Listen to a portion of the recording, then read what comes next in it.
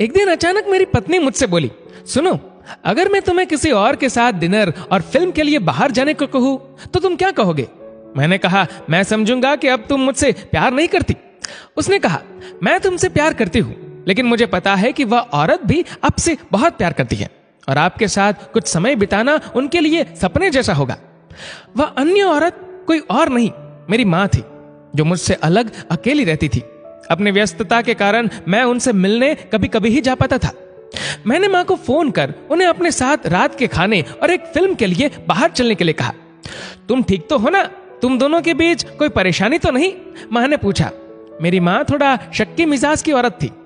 उनके लिए मेरा इस किस्म का फोन मेरी किसी परेशानी का संकेत था। नहीं नहीं, कोई परेशानी नहीं माँ, बस मैंने सोचा था कि आपके साथ बाहर जाना एक सुखद एहसास होगा। मैंने साथ ही कहा, बस हम दोनों ही चलेंगे।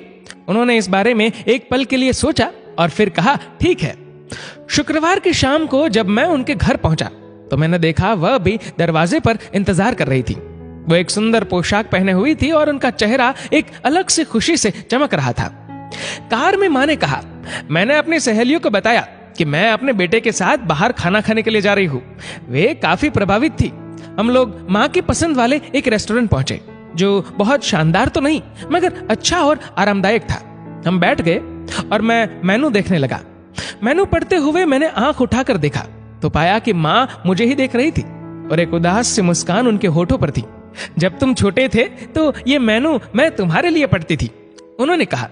माँ, इस समय मैं इसे आपके लिए पढ़ना चाहता हूँ, मैंने जवाब दिया।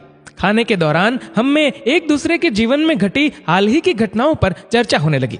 हम बातों में इतना खो गए कि पिक्चर का समय कब निकल गया हमें पता ही नहीं चला। बाद में वापस घर लौटते समय माँ ने कहा कि अगर अगली बार मैं उन्हें बिल का पेमेंट करने दूं तो वो मेरे साथ दोबारा डिनर के लिए आना चाहेंगी। मैंने कहा, माँ, जब आप चाहो, और बिल पेमेंट कौन करता है इससे क्या फर्क पड़ता है? माँ ने कहा कि फर्क पड़ता है और अगली बार बिल वही पे करेंगी। घर पहुंचने पर पत्नी ने पूछा, कैसा रहा सब? बहुत बढ़िया, जैसा सोचा था उससे कहीं ज्यादा बढ़िया, मैंने जवाब दिया। इस घटना के कुछ दिनों बाद मेरी माँ का दिल का दौरा पड़ने से निधन हो गया। ये इतना अचानक हुआ कि मैं उनके लिए कुछ नहीं कर पाया। माँ की मौत के कुछ समय बाद मुझे एक लिफाफा मिला जिसमें उसी रेस्टोरेंट की एडवांस पेमेंट की रसीद के साथ माँ का एक खत था, जिसमें माँ ने लिखा था, मेरे बेटे, मुझे पता नहीं कि मैं तुम्हारे साथ दोबारा डिनर पर जा पाऊंगी या नहीं, इसलिए मैंने 2 लोगों के खाने के अनुमानित बिल का एडवांस पेमेंट कर दिया है। अगर मैं नहीं जा पाऊं तो तुम अपनी पत्नी के साथ भोजन करने जरूर जाना।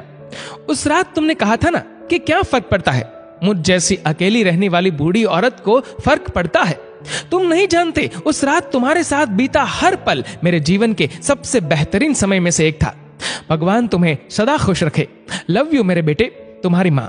उस पल मुझे अपनों को समय देने और उनके प्यार को महसूस करने का महत्व मालूम हुआ। जीवन में कुछ भी आपके अपने परिवार से ज्यादा महत्वपूर्ण नहीं है। ना व्हाट्सएप, ना फेसबुक, ना मोबाइल, ना लैपटॉप और ना ही टीवी। अपने परिजनों को उनके हिस्से का समय दीजिए, क्योंकि आपका साथ ही उनके जीवन में खुशियों का आधार है। इस मैसेज को उन सब लोगों के साथ शेयर कीजिए जिनके बूढ़े माता पिता हो, जिनके छोटे बच्चे हो और जिनको प्यार करने वाला और उनका इंतजार करने वाला कोई हो, क्योंकि धन तो आता जाता रहता है मगर अपने चले जाए तो लौट के नहीं आते।